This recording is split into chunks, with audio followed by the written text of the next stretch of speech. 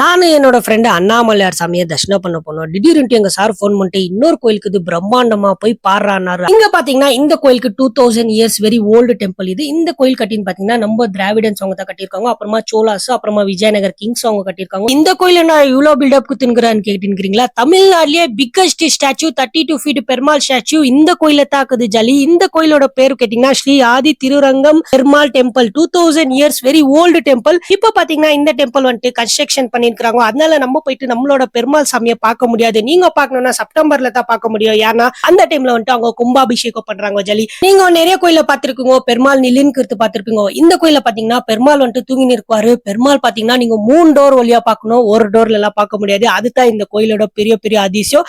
அந்த போட்டோல வந்து தெரியுமா அந்த சமிதா ஜலி. லொகேஷன் எல்லாமே நான் வந்துட்டு டிஸ்கிரிப்ஷன்ல கொடுக்குறேன் ஜலி. நம்ம திருவண்ணாமலை கோயில இருந்து ஜஸ்ட் 30 கிலோமீட்டர் டிராவல் தான். லொகேஷன் பார்த்து போயிருங்க ஜலி. ஒட்டா ஜலி அடுத்த வீடியோல சந்திக்கலாம். பாய்.